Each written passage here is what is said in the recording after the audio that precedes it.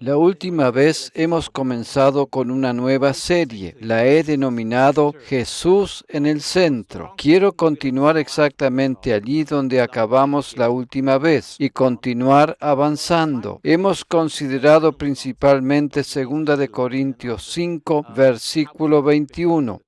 2 Corintios capítulo 5, versículo 21. Al que no conoció pecado, por nosotros lo hizo pecado, para que nosotros fuésemos hechos justicia de Dios en él.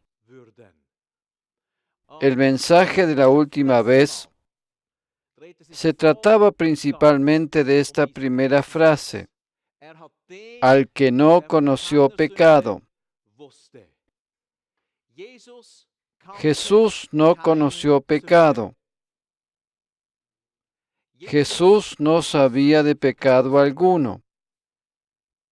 En él no había absolutamente ningún pecado. No había pecado en sus pensamientos, tampoco en su corazón, tampoco en su naturaleza ni en su alma. En él no hubo ningún pecado. Jesús fue el perfecto Cordero de Dios. ¡Aleluya! Él fue hecho pecado. Sucedió cuando estuvo colgado en la cruz. Allí fue hecho pecado. El pecado de todo el mundo fue cargado sobre él. Todo el tiempo antes que llegara a la cruz, Jesús no sabía cómo se sentía y percibía el pecado. No sabía cómo se pensaba pecaminosamente, porque él no conoció pecado. En otra traducción alemana dice, él no sabía de pecado alguno. De la misma manera nosotros no conocíamos la justicia antes de conocer a Jesús. Antes de haber sido salvos, no sabíamos nada de la justicia. No conocíamos la justicia. Factiblemente en nuestra humanidad teníamos cierto concepto de justicia e injusticia, pero en ese sentido no teníamos ni conocíamos la justicia de Dios. La última vez hemos afirmado que nos ayuda mucho saber que Jesús, hombre, fue completamente sin pecado,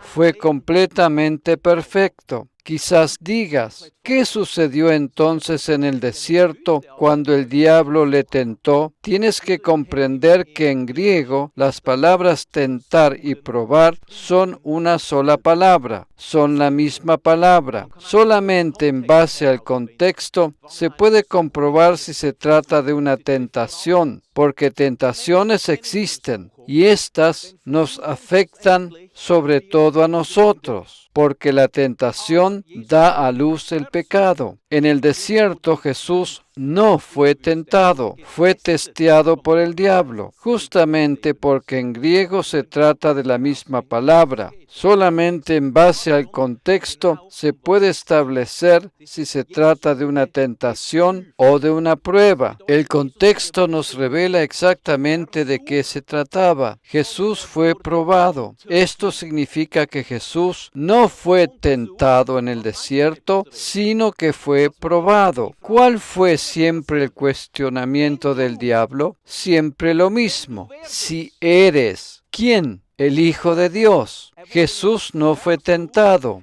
Jesús fue examinado para comprobar si era, ¿quién? El Hijo de Dios. ¿Ves? Siempre lo mismo. Los test eran diferentes, pero el cuestionamiento siempre era el mismo. Si eres el Hijo de Dios. En el Antiguo Testamento, cuando un israelita ofrecía un cordero para el sacrificio, este israelita no era examinado, sino que el cordero era examinado. ¿Es este cordero perfecto? ¿Es este cordero sin mancha? Jesús es el Cordero de Dios. Por tanto, Jesús fue examinado y no fue tentado. Fue comprobado y demostrado, aleluya, que Él fue el verdadero Cordero para el sacrificio. Ese fue el resultado de la examinación y de la prueba. Jesús fue el verdadero Cordero. ¿Por qué razón sabemos esto? Porque está escrito que Jesús estuvo 40 días y 40 noches allí en el desierto junto a las fieras. Ten en cuenta que Jesús estuvo allí con los leones, con los tigres, con todas las fieras del campo. Cuando estos animales y fieras vieron venir a Jesús, pueden haber pensado, ¡wow! Allí está paseando nuestro desayuno. No, por el contrario, estas fieras vieron venir a Jesús y ellas supieron que su Creador Dios estaría con ellas. Jesús no hubiese sobrevivido a estas fieras devoradoras si no hubiese sido Dios, si no hubiese sido el Hijo de Dios. Los animales le reconocieron como el Dios Creador. Jesús fue examinado, fue probado y fue comprobado que Él es el Cordero de Dios. No fue el diablo quien guió a Jesús al desierto. El Espíritu Santo fue quien lo guió al desierto. Porque en la Biblia está escrito que nadie piense que cuando es tentado lo es de parte de Dios. Jesús fue guiado. El Espíritu Santo no podría haberlo guiado a la tentación. Jesús fue guiado a ser examinado, a ser puesto a prueba para comprobar que Él era el Cordero sin mancha. Hemos afirmado que Jesús en su vida terrenal fue completamente puro, que no conoció pecado, hasta aquel día en que Él mismo fue hecho pecado. En el ejemplo de la ofrenda de cereal en el Antiguo Testamento, hemos descubierto que esa ofrenda es un cuadro perfecto de la completa impecabilidad de Jesús. Comprende, en nuestro centro está Jesús. Jesús en el centro. En el centro de tu vida debería estar Jesús, porque a Jesús le agrada estar en medio de nosotros. Él dijo, porque donde están 2 o 3 congregados en mi nombre, allí estoy yo en medio de ellos. A Jesús le agrada estar en nuestro medio. ¿Te recuerdas de la menora, del candelero? Del candelero con sus 7 lámparas? El centro, la caña central. La caña central simboliza a Jesús. Y todas las otras lámparas están unidas a la caña central. Este es un cuadro de nuestra vida. Si Jesús está en el centro de tu vida, en el centro de tu matrimonio, en el centro de tu negocio, aleluya, en el centro de tu fe, en el centro de nuestra iglesia, entonces es Él quien mantiene y sostiene el resto de nuestras vidas. ¡Aleluya! Por eso es muy importante que cuando venimos a la iglesia oigamos de Jesús y comprendamos lo que Él ha hecho, lo que está haciendo exactamente en este instante por nosotros. En base a esta ofrenda de cereal, hemos descubierto que Jesús es esta ofrenda de cereal, la cual no estaba fermentada, que no estaba mezclada con levadura. La ofrenda de cereal no era una masa fermentada. Justamente eso es un cuadro tipológico de que Jesús es completamente sin pecado, porque Jesús, la ofrenda de cereal, no era fermentado. Hoy quiero referirme más específicamente a esta ofrenda de cereal. En el Antiguo Testamento, en el libro de Levítico, encontramos 5 tipos de ofrendas: holocausto, ofrenda de cereal, ofrenda por la paz, ofrenda por la culpa y la ofrenda por el pecado. ¿Sabes una cosa? Son necesarias 5 tipos de ofrendas para describir lo que Jesús hizo en la cruz. Una sola no es suficiente. Son necesarias 5 tipos de ofrendas para describir lo que realmente sucedió en la cruz. 5 tipos de ofrendas o sacrificios. Estas son las 5 ofrendas diferentes que encontramos bajo la ley. en el Antiguo Testamento. 5 son necesarias para describir lo que Jesús hizo en la cruz. Y de estas 5, una sola no tiene que ver con animales. 4 ofrendas se componen de carne animal y una sola se compone de cereal. Se trata de la ofrenda de cereal. En todas las otras ofrendas, por ejemplo, en el holocausto, son ofrecidos corderos, cabras, machos cabríos. En la ofrenda por el pecado eran ofrecidos corderos y machos cabríos. También existían la ofrenda por la paz y por la culpa, pero solo una de estas 5 no es animal. Levítico capítulo 2 a partir del versículo 1. Y luego seguiremos viendo uno tras otro. Si alguien presenta al Señor una ofrenda de cereal, esta será de flor de harina. En el original dice harina fina, sobre la cual pondrá aceite e incienso. Nueva versión internacional. ¿Ves aquí la expresión harina fina? Esta es la ofrenda de cereal. Así es titulada esta ofrenda. Aquí, tipológicamente hablando, esta flor de harina es Jesús. Jesús es esta harina fina. Aleluya. Ese es un cuadro tipológico de tú y de mi Señor. ¿Cómo se hace esta harina fina? Se logra moliendo el trigo hasta que hay harina fina. Se logra moliendo el trigo hasta que hay harina fina. También podríamos decir que el trigo es molido o bien golpeado hasta que fue hecho harina fina. Justamente esto es un cuadro tipológico de Jesús, porque Jesús fue golpeado, azotado por nosotros. ¿Te acuerdas de Isaías 53? Mas Él herido fue por nuestras rebeliones, molido por nuestros pecados. Jesús fue azotado, fue molido. Jesús es el grano de trigo que tiene que caer a la tierra para morir.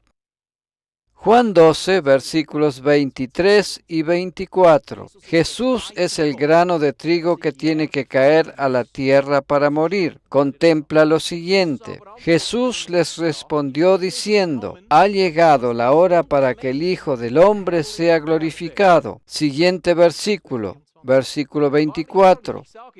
De cierto os digo, que si el grano de trigo no cae en la tierra y muere, queda solo, pero si muere, lleva mucho fruto. Jesús dijo esto refiriéndose a Él mismo, para que el Hijo del Hombre sea glorificado. El grano de trigo que cae a la tierra es Jesús. El grano de trigo que cae a la tierra es Jesús. Porque Jesús fue colocado en la tierra por nosotros, sucedió luego de su muerte. Allí estuvo 3 días y 3 noches. Jesús murió por nosotros y ahora trae mucho fruto. Y ahora trae mucho fruto. Este grano de trigo,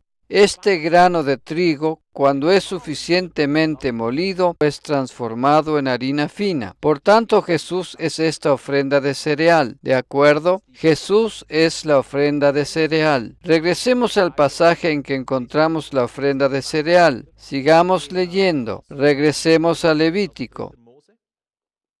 Levítico, capítulo 2. Acabamos de leer el versículo 1 y ahora nos dirigimos al versículo 2. Levítico 2, versículo 2. Luego la llevará a los hijos de Aarón los sacerdotes. Luego la llevará a los hijos de Aarón los sacerdotes. Allí tomará un puñado de flor de harina con aceite, junto con todo el incienso, y el sacerdote quemará esa ofrenda memorial en el altar. Es una ofrenda presentada por fuego de aroma grato al Señor. Luego la llevará a los hijos de Aarón, los sacerdotes. Allí tomará un puñado de harina fina con aceite, junto con todo el incienso. Esto quiere decir que la harina era traída al sacerdote y éste debía tomar un puñado de ella. Y luego dice, y el sacerdote quemará esa ofrenda memorial en el altar. Y al final dice, de aroma grato al Señor. Tal expresión la conoces del Nuevo Testamento. En base a Efesios, Jesús mismo, olor o aroma grato para el Señor. Él mismo lo es. ¿Puedes ver esto? Cuando la Biblia se refiere a olor grato, entonces siempre se refiere a nuestro Señor. Su sacrificio se transformó en un olor grato. Aleluya. Un olor grato. Esta harina fina, esto quiere decir esta ofrenda que recibía el sacerdote y que era presentada por fuego, sucede al holocausto. El holocausto es una maravillosa revelación de nuestra justicia en Cristo. El holocausto significa que toda su justicia llega a ser nuestra justicia. El holocausto significa que todo mi pecado es transferido en el Cordero. Cuando el israelita presentaba este Cordero, todo su pecado era transferido al Cordero. Sucedía cuando el israelita imponía sus manos sobre la oveja o el Cordero. Toda la pecaminosidad era trasladada al animal. Todo el pecado del mundo fue transportado sobre Jesús. Se trata de la ofrenda por el pecado. Por otra parte, la ofrenda por el pecado es también un holocausto, porque desde el Cordero perfecto es transportada a mí toda la inocencia y pureza. De esto se trata en la primera frase del versículo que hemos leído anteriormente. Jesús fue hecho pecado para que nosotros fuésemos hechos justicia de Dios. Transferencias. Sucedió un intercambio. La ofrenda por el pecado significa que Él recibió todos mis pecados. Esta ofrenda también era sacrificada. A esta le sucede la ofrenda de cereal. Estas dos ofrendas van juntas. Esta ofrenda de cereal sucede a la ofrenda por el pecado. Una ofrenda sacrificial sucedía a la siguiente. Por esa razón ambas cosas resultan en olor agradable. Ambas ofrendas sacrificiales eran de olor grato. Luego está escrito en los versículos 3 y 4, el resto de la ofrenda de cereal será para Aarón y sus hijos. Entre las ofrendas por fuego que se presentan al Señor, esta es sumamente sagrada. Si presentas una ofrenda de cereal cocida al horno, esta será de panes de flor de harina sin levadura, amasados con aceite, o de obleas sin levadura untadas con aceite. Aquí entra en juego el pan Matze. Cada cuadro y simbolismo tiene un significado. No nos ocuparemos en detalle con todos estos simbolismos, pero todos estos cuadros y simbolismos tienen significado en relación a la obra de redención efectuada por Jesús. Todos los rituales reflejan a Jesús en la cruz. ¿Sabías que el pan Matze, el pan que parten en Israel, tiene agujeros? El verdadero pan Matze, ya lo has visto, se parece a un pan crujiente y tiene agujeros. Los mismos israelitas no saben hasta el día de hoy el significado de esos agujeros, pero nosotros conocemos el significado, porque el pan Matze es un cuadro de Jesús, porque Jesús dijo, yo soy el pan de vida. ¿Por qué este pan tiene agujeros? Las manos de Jesús fueron atravesadas por los clavos, ¿verdad? ¿Por qué razón el verdadero pan Matze es un poco quemado, algo negruzco, algo marroncito? ¿Por qué? El holocausto. Todos cuadros tipológicos de Jesús. El verdadero pan Matze tiene unas líneas, rayas, líneas. Ellas simbolizan que Jesús fue azotado, las marcas de los azotes, cuando fue azotado antes de la cruz. ¡Aleluya! Todo indica a Jesús. Toda la Biblia está llena de Jesús. Amén. Pero la gracia es necesaria para que nuestros ojos sean abiertos, para que tus ojos sean abiertos. El Antiguo Testamento no es un libro de historia muy aburrido. Puede ser que digas, ¿qué me interesan estos panes sin levadura? Solo el pan tampoco me interesa. pero me interesa el pan del Señor. Amén. Porque ese es nuestro alimento diario. Amén. Él es nuestro alimento diario. Alabado sea el Señor. Este holocausto al cual luego le sucede la ofrenda de cereal, ¿sabes lo que resta luego de estas ofrendas sacrificiales? Eso realmente es muy bueno, muy bueno. Eso lo vemos en el capítulo 1, unos versículos más atrás, versículo 16. Allí vemos un cuadro tipológico que también encontramos luego en el capítulo 6, respecto a los restos. Más bien me refiero a la segunda frase de este versículo. Y los arrojará hacia el costado oriental del altar, donde se echa la ceniza. ¿Cuáles restos resultaban de estas ofrendas? Quedaba un montón de ceniza. Quedaba un montón de ceniza. Y esto lo ves exactamente descrito en el capítulo 6. Y esto lo ves exactamente descrito en el capítulo 6. Allí la ceniza es explícitamente descrita. ¿Sabías que también la misma ceniza es un cuadro tipológico? Es un cuadro tipológico de la salvación provista por Jesús, porque la ceniza es el estado definitivo de tu pecado.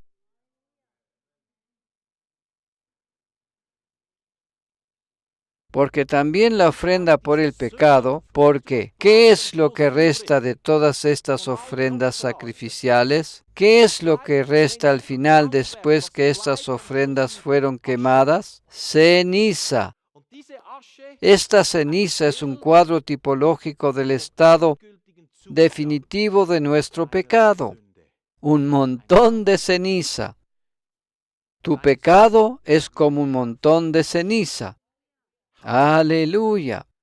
¿Sabes? Cuando ahora el diablo viene y te recuerda tu pecado, dile entonces que junte la ceniza.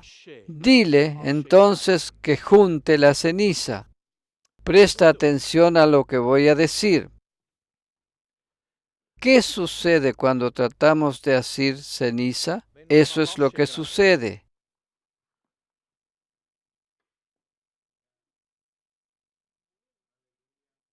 Se esparce por el aire. Ese es tu pecado. No lo puedes agarrar ni asir más. Puedes agarrarlo, asirlo. Puedes agarrarlo. Puedes recoger la ceniza. Puedes volver a juntarla y colocarla otra vez aquí como estaba anteriormente. De ninguna manera. La ceniza se desparrama. Cada vez que el diablo te recuerda tu pecado, dile que agarre o tome la ceniza. Amén. Porque si el diablo trata de asir la ceniza, ésta se deshace por completo en su mano. Y no tiene más nada en mano. Aleluya. No existe ningún pecado más que pueda reprocharte, porque éste se deshace por completo. Ese es el cuadro tipológico de la ceniza. Ese es el estado definitivo de tu pecado. Jesús quitó el pecado. Aleluya. Amén. ¿No es esto grandioso? Por tanto, todas estas ofrendas sacrificiales nos muestran a Jesús. Levítico capítulo 2. Leamos desde el versículo 5.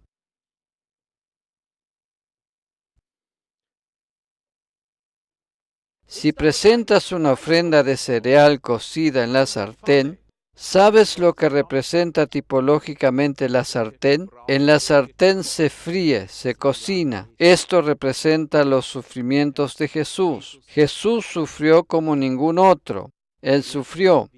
Y nosotros no podemos comprender la intensidad de su sufrimiento. En Levítico hay diferentes tipos de sartén. Más adelante lo veremos. Esto es un cuadro tipológico de su sufrimiento.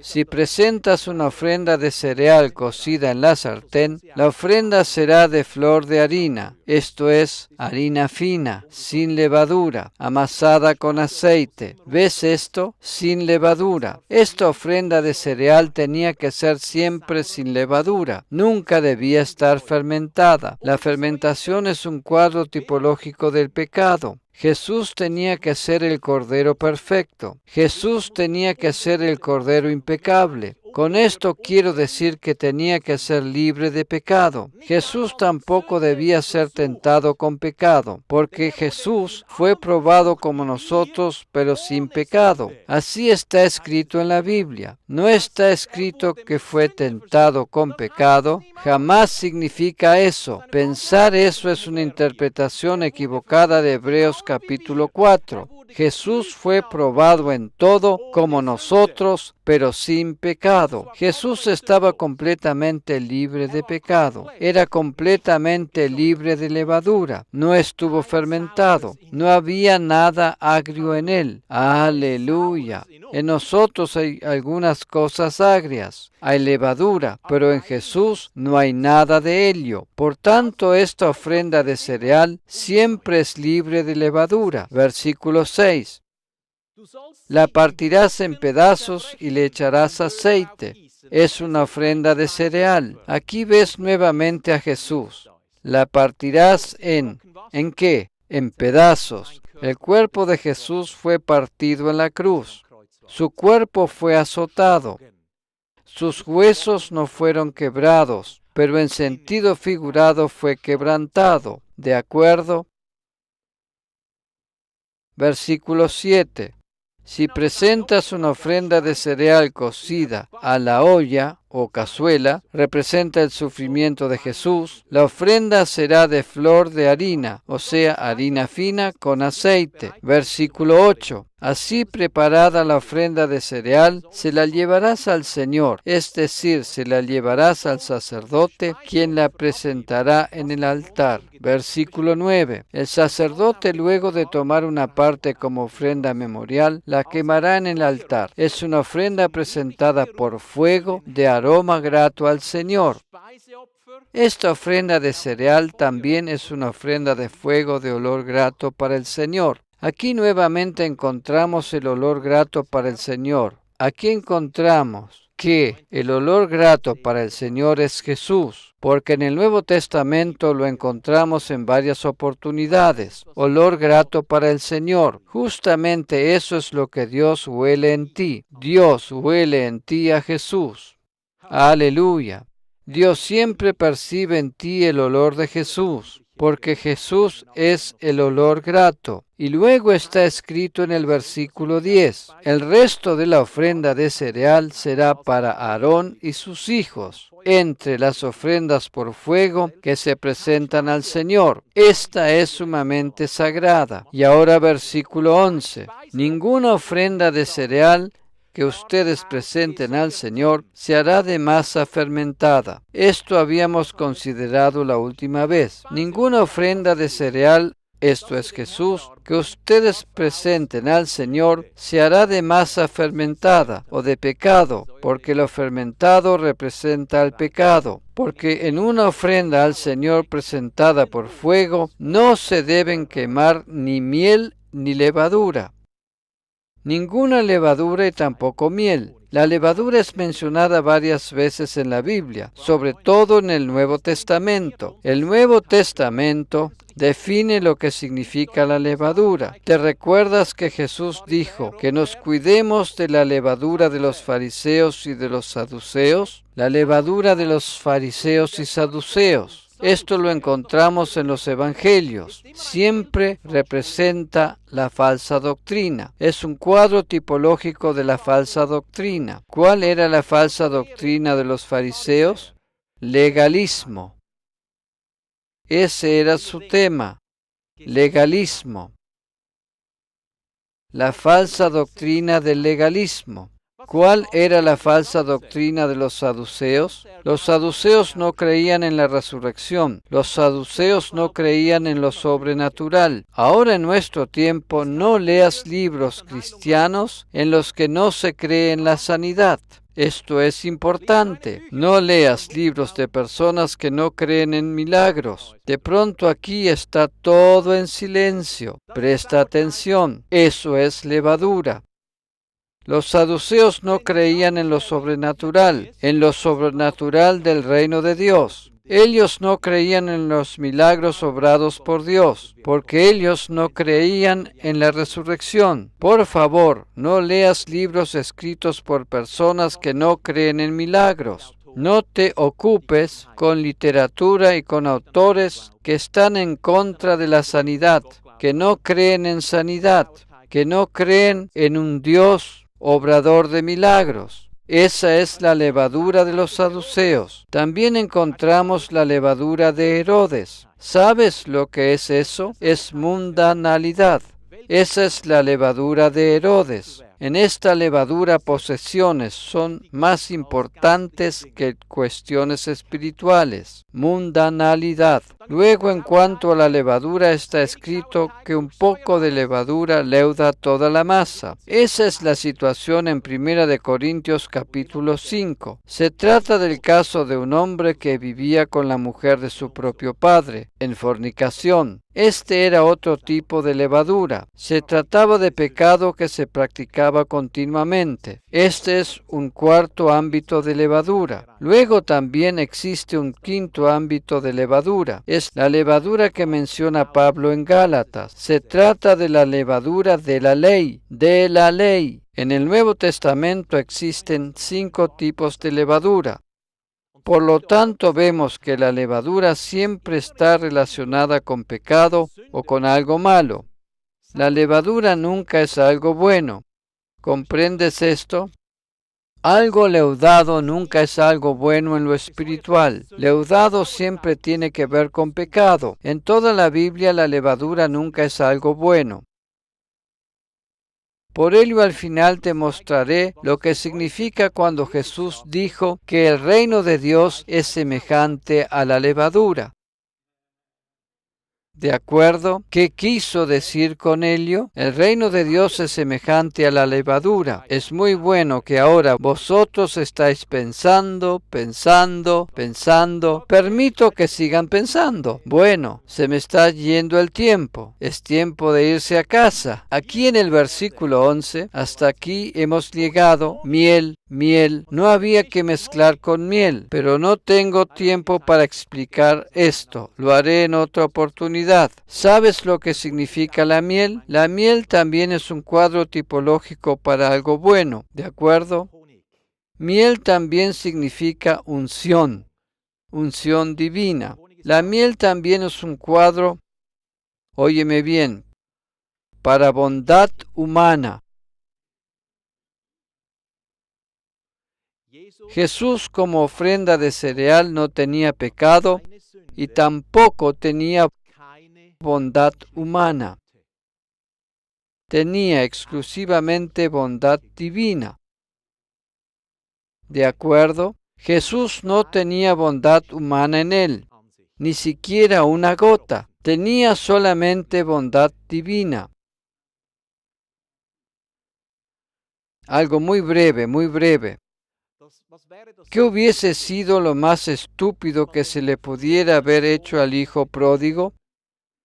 Hubiese sido darle de comer.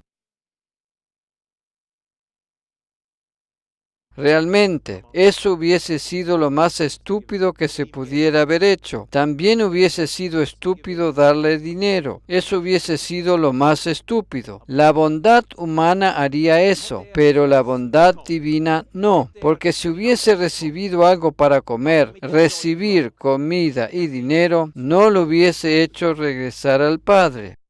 ¿De acuerdo? Sabes, nosotros todos somos movidos demasiado por la bondad humana. En algunos casos es mejor dejar esperar a las personas. Tú no tienes que actuar siempre, no tienes que correr todo el tiempo, no tienes que llamar siempre, no tienes que atender el teléfono siempre. Ten en cuenta esto. Todavía estamos siendo impulsados demasiado por la miel, en vez de ser movidos por la bondad divina y por la misericordia divina. ¿Te acuerdas de Lázaro? ¿Te acuerdas de Lázaro? Juan 11, versículo 3. Las hermanas de Lázaro le envían el mensaje a Jesús. Señor, he aquí el que amas. Está enfermo. ¿Y qué hizo Jesús? Él salió corriendo apurado. ¡No! ¿Qué hizo Jesús? Él se quedó todavía 2 días completos en el lugar en que se encontraba. Justamente en ese tiempo murió Lázaro. ¿Te acuerdas de ello? Recién al 3er día se pone de camino. Lázaro había muerto. Por esa razón María no quiso ver a Jesús. Cuando Jesús vino al pueblo, Marta fue la que salió al encuentro. Gracias a Dios. Aquí encontramos algo bueno de Marta. Amén. Todas las Martas pueden relajarse, pero María se quedó en casa y estaba enojada con Jesús, a causa de que Jesús no regresó más rápido. Presta atención a lo siguiente. Enviaron pues las hermanas para decir a Jesús, Señor, he aquí el que amas. Amigos, permítanme decirles que eso es manipulación. Repito lo que dije. Eso es manipulación. Amigos, eso que hicieron aquí, ven, no era correcto. Jesús no es impulsado por miel. Jesús está lleno de amor como ningún otro. Pero Jesús puede ser algo severo en su forma de ser. Pero en su severidad nunca te herirá. En su amor nunca es blandengue. Amén.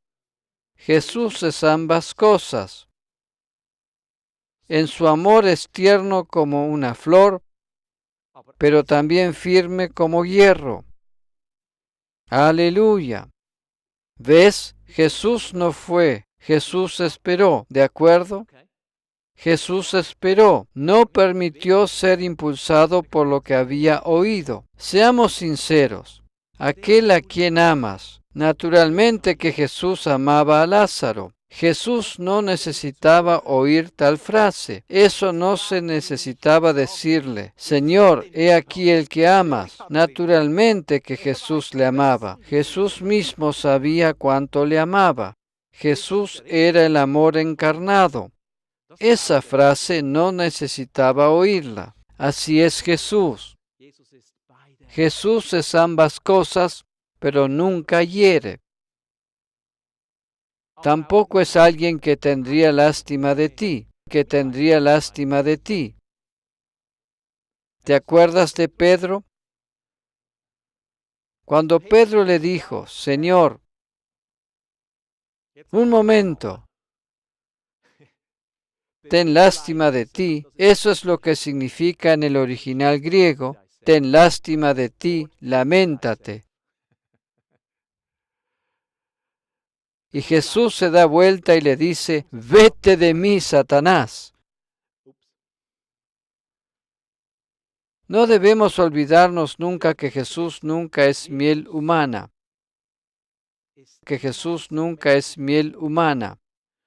Él es siempre misericordia divina. Aleluya. Se trata de misericordia que transforma las vidas de los seres humanos. Jesús esperó, pero no por querer aplazar o demorar la situación. Por lo tanto, repito, lo peor hubiese sido darle aquello que necesitaba el hijo pródigo. Eso sería darle de comer. Justamente en esa situación de necesidad fue lo que lo catapultó a los brazos del Señor. Dime, ¿qué es mejor? ¿Una comida caliente o regresando al Padre recibir un anillo de oro, ropa nueva, zapatos nuevos, fiesta? ¿Qué es mejor? ¿Es mejor una comida caliente para una noche o ser permanentemente hijo del Rey? ¿Qué es mejor? A veces, para que podamos llegar a ser permanentemente hijos del Rey, es necesario anteriormente aquel momento en que reflexionas. ¿Por qué me sucede esto? ¿Por qué esto? ¿Qué está sucediendo? ¿Dios me ha olvidado? ¿Por qué no sucede nada? A veces es necesario ese momento de reflexión, cuando no sucede nada, porque en el caso de Lázaro, Jesús conscientemente hizo que no sucediera nada. Jesús no se movió del lugar, ¿cierto? No se movió y se quedó 2 días más allí. En Jesús no encuentras miel, solo encuentras en Él pura misericordia divina. Aleluya. Esta es nuestra oración. Esa es nuestra oración. Señor, muéstranos tu misericordia divina. Revélanos tu misericordia. Muéstranos y tu misericordia. Que seamos impulsados por tu compasión divina. Aleluya. Que seamos impulsados y movidos por tu compasión. Algo interesante. La ofrenda de cereal de la cual leemos aquí es un cuadro tipológico de la humanidad de Jesús. Jesús fue ser humano como un recipiente, en la semejanza de nuestra carne, y eso nos muestra cómo la misericordia de Dios puede obrar. De tal manera que no hay necesidad de confiar constantemente en nuestra propia bondad. Seamos realmente sinceros. A causa de que has confiado mayormente en tu propia bondad y tenías lástima, hubo situaciones muy incómodas en tu vida. Y esta inclusive te deprimieron. ¿Por qué razón? Porque siempre se trata de las situaciones. ¿Sabes cuál es siempre la mejor actitud? Permite actuar a Jesús. Aleluya. Cuando tú descansas, Él obra. Nosotros solemos obrar demasiado. En ese caso, Jesús es quien descansa. Regresemos al versículo 11 de Levítico capítulo 2. Versículo 11. Ninguna ofrenda de cereal que ustedes presenten al Señor se hará de masa fermentada, porque en una ofrenda al Señor presentada por fuego, no se deben quemar ni miel ni levadura. Ninguna miel. ¿De acuerdo? Por esa razón nos detuvimos aquí. Levadura y miel. Versículo 12. Llevarán al Señor levadura y miel como ofrenda de primicias, pero no las pondrán sobre el altar como aroma grato. Pero no las pondrán sobre el altar como aroma grato. Creo que continuaremos la próxima vez porque ya se nos ha ido el tiempo. ¿Sabes lo que ves aquí en el versículo 12? Esta ofrenda que está escrita en el versículo 12 es una ofrenda de cereal. Es una ofrenda de cereal que podían ofrecer con levadura. Que podían ofrecer con levadura. ¿De acuerdo? Volvamos otra vez al versículo 11. Permítanme explicarles algo de manera sencilla. Existen 2 tipos de ofrenda de cereal o de comida. El versículo 11 nos muestra la ofrenda que no debería contener levadura. De esto se trata en el versículo 11. Y el versículo 12 presenta una ofrenda que puede contener levadura. 2 tipos diferentes de ofrenda de cereal. Una no podía contener levadura. Esta ofrenda representa a Jesús que no conocía pecado. Por tanto, no contenía levadura ni miel. Pero luego aparece otra ofrenda de cereal en la que se permitía levadura, porque esa ofrenda te representa a ti. ¿De acuerdo? Por esa razón está escrito que el reino de Dios es semejante a la levadura. El reino no es perfecto, pero no lo son las personas que están en el reino. En la carne de estas personas hay pecado, pero en su espíritu son perfectas. En su salvación son perfectas, pero en su comportamiento, en su carne hay pecado. En su carne hay pecado. Y a pesar de ello, el Señor quiere usar a cada uno de nosotros en su reino. En tu vida existe fermentación, en tu carne hay pecado, pero a pesar de ello, has sido aceptado por el Señor. A pesar de ello, te necesita en su reino.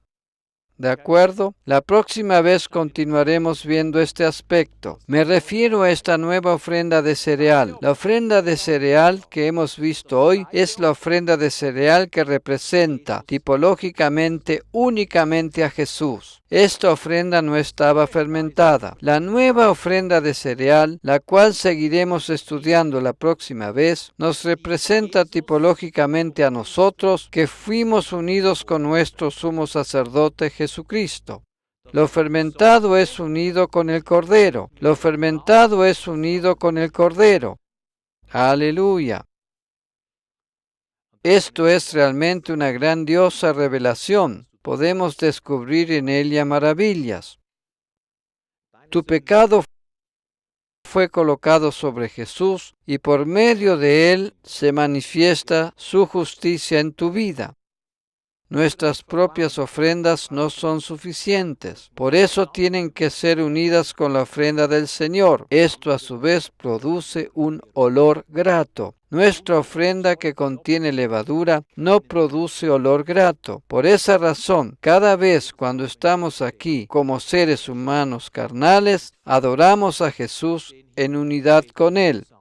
Cada vez que pensamos en Jesús, somos unidos con Él. Cada vez que nos concentramos en Él, somos más unidos con Jesús. No en primer lugar desde la perspectiva espiritual, más bien de la perspectiva de tus sentimientos. Cada vez que sientes, cuando ves, cuando notas que hay ciertas cosas pecaminosas en tu vida, las cuales no debieras hacer como cristiano, dirija tu mirada hacia Jesús y tú seguirás siendo unido con Jesús. Porque cuando miras a Jesús, cuando miras su ofrenda, ves la ofrenda de cereal la cual no contiene levadura. En ti hay fermentación, pero Jesús es completamente puro. Ambas cosas son unidas. En esta unidad la ofrenda de Jesús es mayor que la mía. Amén. De esto se trata la nueva ofrenda de cereal. Alabado sea el Señor. Aleluya. Vamos a orar. Padre, te agradecemos, te alabamos. Gracias, Señor, porque aquel que no conoció pecado fue hecho pecado por nosotros, para que nosotros, que no conocíamos la justicia, fuéramos hechos justicia de Dios. Gracias, Señor. Gracias, Señor, que recibimos una revelación de tu parte respecto a que Jesús es nuestra perfecta ofrenda de cereal, una ofrenda que es única y que es tan importante porque produce olor grato para el Señor. Te agradecemos, Señor, que la ofrenda de cereal que te presentamos a ti en este cuadro tipológico del Antiguo Testamento refleja a Jesús en la cruz y que este cuadro nos muestra lo que Jesús hizo por nosotros, que Él es nuestra ofrenda de cereal, que nosotros somos olor grato para ti. Aleluya. Padre, te damos gracias porque podemos ser olor grato para ti, aun cuando fallamos en nuestra carne, aun cuando haya pecado en nuestra carne. Somos constantemente olor grato a causa del Cordero. Aleluya. Gracias, Jesús. Gracias, Jesús. Te exaltamos, te agradecemos y oramos por la próxima reunión, por la nueva y gran revelación de la nueva ofrenda de cereal que tú nos muestras en tu palabra. Queremos sumergirnos cada vez más en la verdad